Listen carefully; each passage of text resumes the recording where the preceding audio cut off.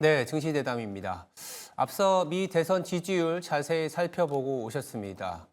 더불어서 글로벌 자산 시장의 동향 그리고 대선 이후의 투자자들의 선택 자세히 살펴보는 시간 마련해봤습니다.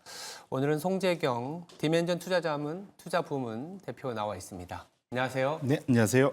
오늘 상당히 중요한 이벤트들이 너무 많습니다. 이번 주네요. 이번 주에 미국의 대선, 더불어서 FOMC까지 있고 중간중간에 뭐 월초다 보니까 경제 지표와 기업 실적 등 상당히 바쁜 주간이 될 것 같은데 일단은 그동안에 있었던 흐름들 좀 살펴보면서 가보도록 하겠습니다. 지난주에 전체적으로 좀 부진한 상황이었는데 주식시장 먼저 한번 리뷰를 해볼까요? 예, 글로벌 증시가 지난주에 미국 실적 시즌, 특히 주요 빅테크의 실적 시즌을 소화해내면서 혼조 양상 또 내지는 이제 결국은 좀 부진한 양상을 보였는데요. 지난 한 주간 놓고 보시면 전반적으로는 사실상 오른 나라보다는 하락한 나라가 전반적으로 많았다. 이것이 근데 지난주만 그랬던 것이 아니라 지지난주까지 해서 2주 연속 이렇게 진행이 되고 있다 보셔야 될 것 같은데 특히 지난주에 많이 하락했던 걸 보면 우리가 칩4라고 그러죠. 이게 소위 반도체 동맹 주요국들이 다 많이 빠졌습니다. 특히 필라델피아 반도체 지수가 지난 한 주간 한 4% 이상 하락을 하면서 대표적으로 이제 대만 가권 지수가 가장 많이 빠져서 이제 제일 우측 최하위권을 기록했고요. 그다음에 네덜란드, 그다음에 우리나라 코스피, 그다음에 나스닥백 보시면 전반적으로 반도체 중심의 기술주 위주의 국가들의 주가가 많이 하락했다는 것이 좀 눈에 띄는 그런 한 주 또 한 달 정도의 그런 흐름이다 이렇게 보셔야 될 것 같습니다. 10월 마지막 주만 놓고 보더라도 조금 이제 주춤되는 형국이었고 10월 전체적으로 보더라도 S&P도 사실은 좀 마이너스였다라고 볼 수 있는데 FOMC가 이번 주에 또 있습니다. 글로벌 금리 시장은 또 어땠을까요? 예, 사실은 우리가 기대했던 거는 그 9월달 FOMC에서 금리 빅컷을 해주면서 맞아요. 전반적으로는 이제 소위 소프트 랜딩 가고 금리는 내려가면서 경기는 좋아지고 이런 이제 모습을 그렸었는데 희한하게 아이러니하게도 오히려 연준이 금리를 내린 이후에 전 세계 금리는 오히려 지금 올라가고 있습니다.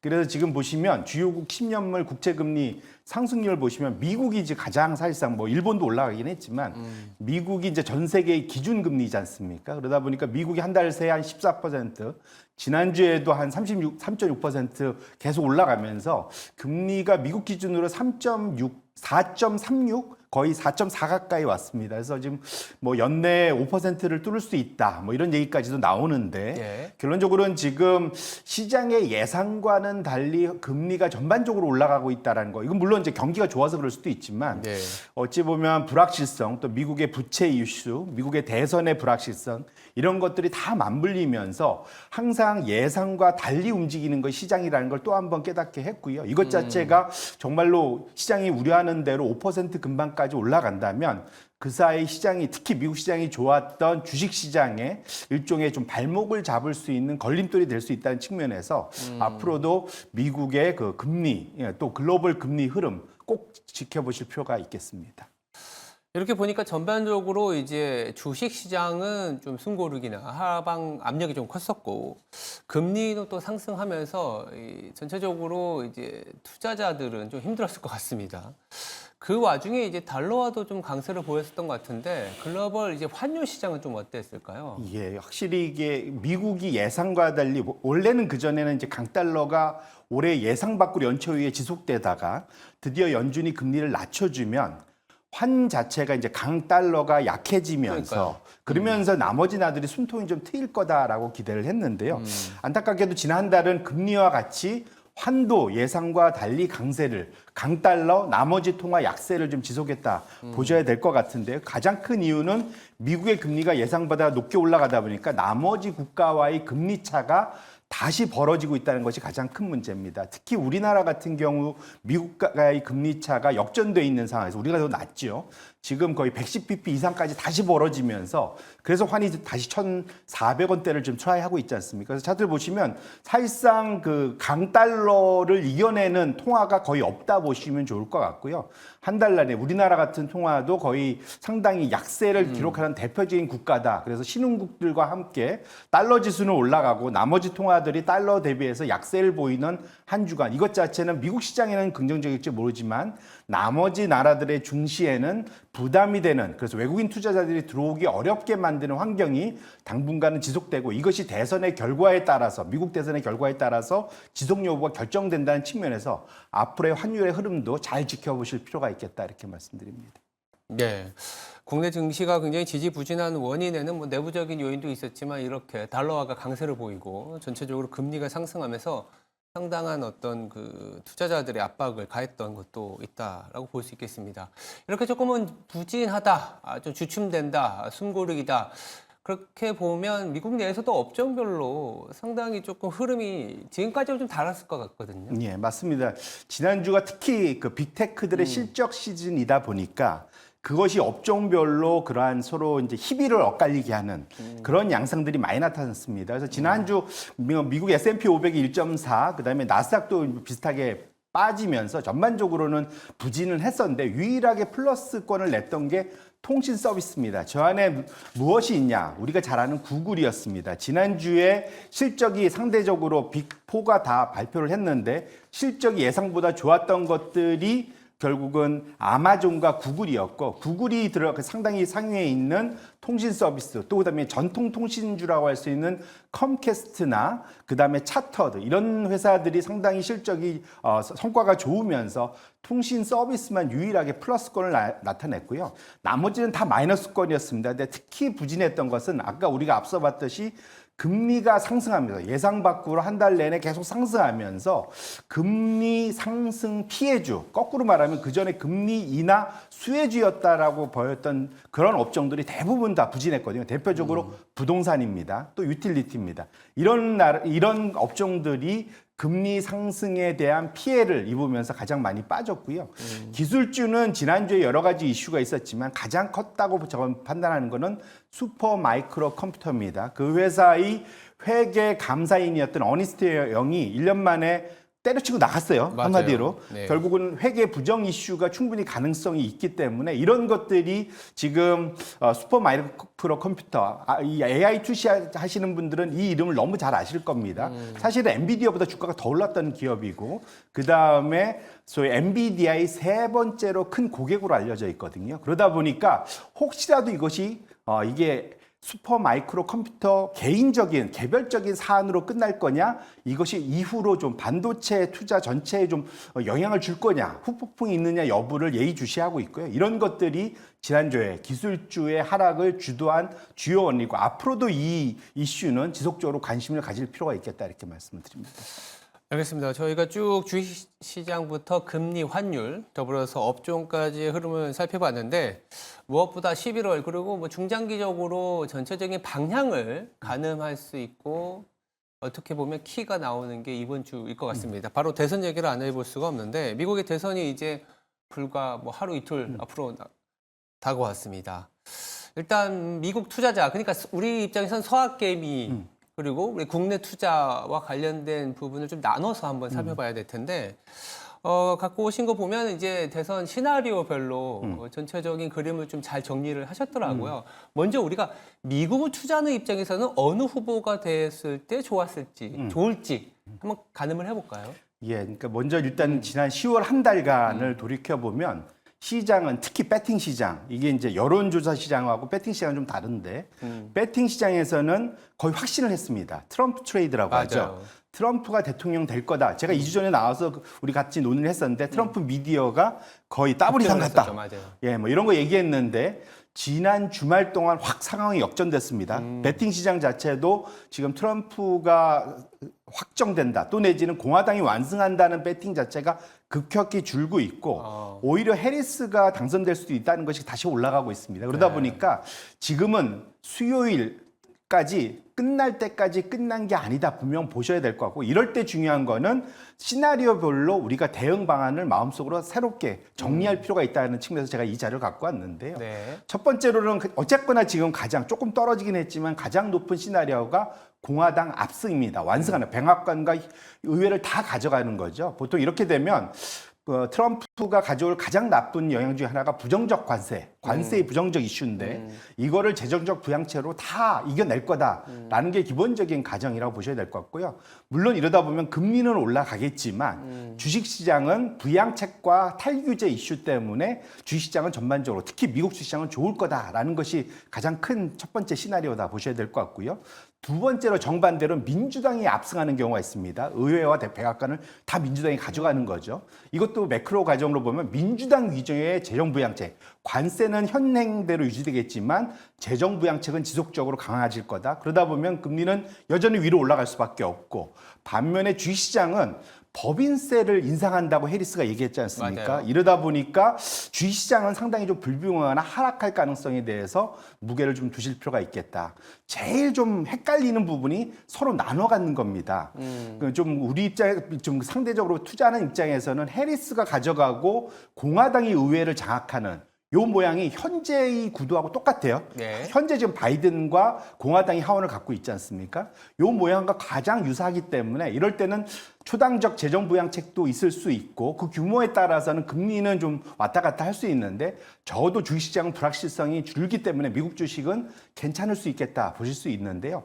제일 안 좋은 시나리오는 트럼프가 백악관을 가져가고 의회를 공화당이 가져가는 아니 민주당이 가져가는 서로 스프릿되는 요 모양이 제일 좀 안 좋다. 이러면 관세는 대통령 고유 권한이니까 관세를 높이는 거는 유지하면서 재정 부양책은 지지부진해질 가능성이 매우 높습니다. 이렇기 때문에 시장의 불확실성은 매우 커질 수 있고요. 이러다 보면 금리도 앞으로의 성장에 대한 우려 때문에 약화될 수가 있고요. 주식시장 당연히 그 관세와 재정에 대한 불확실성 우려 때문에 하락할 수밖에 없습니다. 그래서 제일 좋게 보면 시장은 트럼프 완승을 제일 어쨌든 현재로서는 단기간엔 좋아할 수 있고 미국 시장은 반면에 제일 나쁜 거는 트럼프 당선, 민주당 의회 장악 요 시나리오를 제일 좀 안 좋게 본다. 투자자분들이 기억하실 필요가 있을 것 같습니다. 서학 개미 입장에서 그러니까 미국 주식 입장에서는 이 공화당이 백악관과 의회를 장악하는 게 가장 좋은 시나리오다라고 분석이 되고 있고 오히려 백악관은 트럼프가 차지하지만 의회는 민주당이 찾아간다고 하면 좀 제일 안 좋은 이 미국 기준이었습니다. 그렇다면 중요한 건 또 우리 증시에 미칠 영향입니다. 대선 시나리오를 앞두고 아니면 이제 펼쳐놓고 국내 투자자들 입장에서는 또 어떨까요?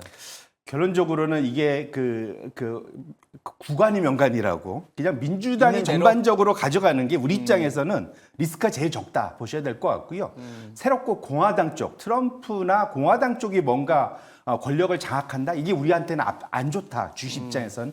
그게 보셔야 될 것 같습니다. 가장 큰 이유는 보면 공화당이 압승해서 백악관과 의회를 다 가져가면 금리 차가 좀 더 확대될 가능성이 높습니다. 이거는 우리의 지금까지 발목을 외국인 투자를 줄여왔던 미국 달러의 지속적인 강세 가능성을 높이고요. 이것이 결국 국내 주식에 좀 부정적 영향을 미칠 거다. 그러니까 강달러의 관세까지 높아지면 우리 같이 수출로 먹고 사는 입장에서는 안 좋아지잖아요. 그렇죠. 이게 좀 제일 걱정스러운 모습이고요.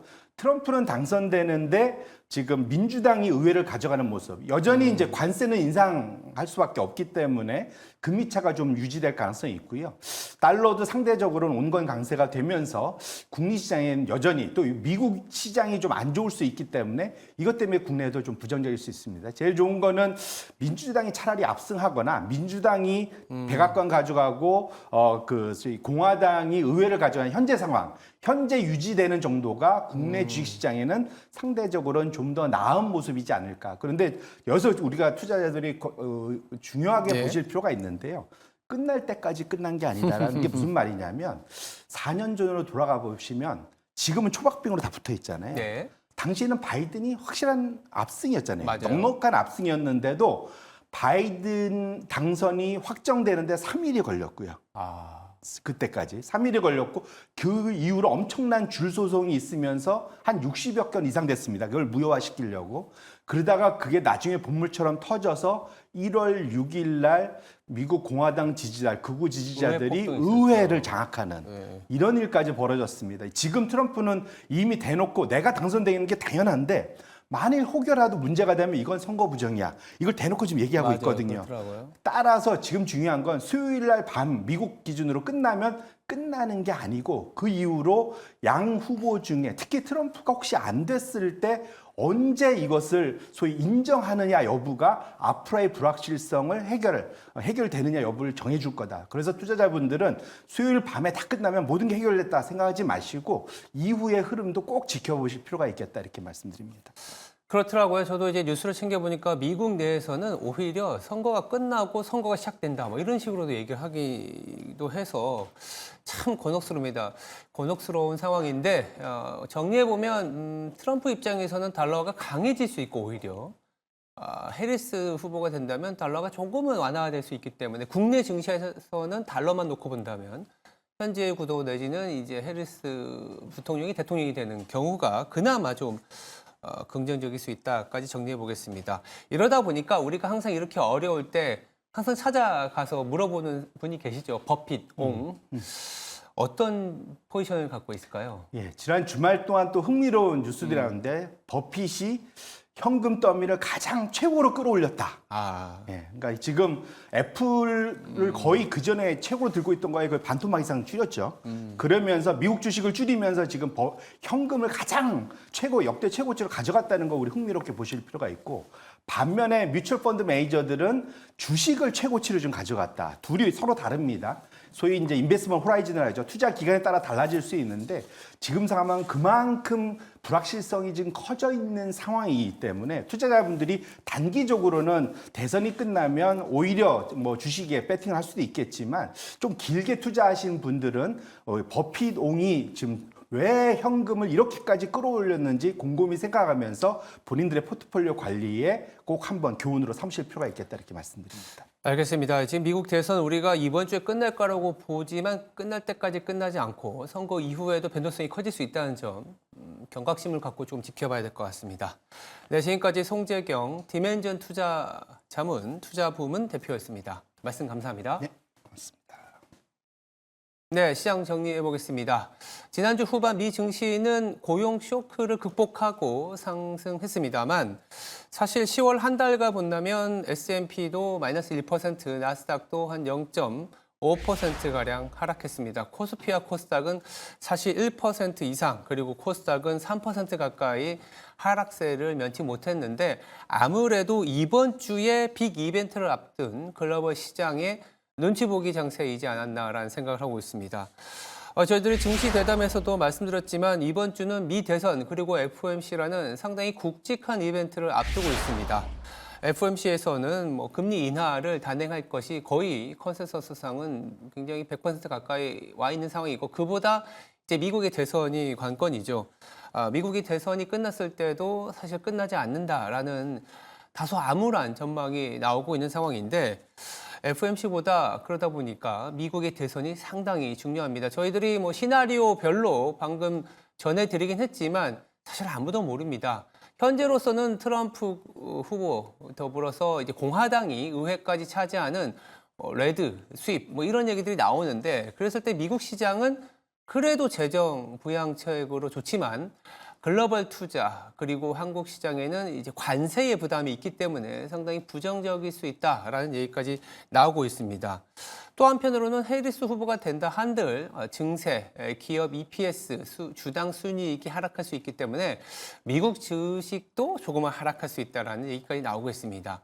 상당히 부정적인 코멘트리 나오고 있기 때문에 당장 국내 투자자들 상당히 투자하기가 어려울 것 같습니다만 그래도 우리 지수 자체는 조금은 바닥을 지나가고 있다라는 얘기는 드리고는 있습니다. 지속 가능한 이익과 업종에 좀 주목을 해봐야 될 텐데 제가 이 얘기를 왜 드리냐면 이렇게 항상 조금 시장이 어려울 때 밸류업 지수 내 종목을 좀 투자하면 되지 않겠냐라고 하겠지만 사실상 국내 증시 최근 한 달간 끌어온 이벤트를 본다면 뭐 고려아연이라든지 동서 같은 지배구조 이슈에 노출된 이벤트 드리븐만 굉장히 수익이 좋았습니다. 이런 부분들은 사실 따라가기가 어렵죠. 그래서 저희들이 말씀드리고 싶은 거는 계속적으로 이제 찬바람이 불면 또 배당에 대한 아이디어 나오고 배당 가능 이익이 계속 증가하는 업종이나 종목은 이렇게 변동성이 심할 때는 조금은 안전한 피신처가 될 수 있다. 아니면 선거 이후에도 변동성이 높아질 수 있기 때문에 당분간 좀 보수적으로 대응을 하는 것도 맞는 전략이지 않겠냐라는 생각에서 말씀을 드려봤습니다. 네, 지금까지 앵커 브리핑이었습니다. 오늘 하루도 성투하시기 바랍니다. 감사합니다.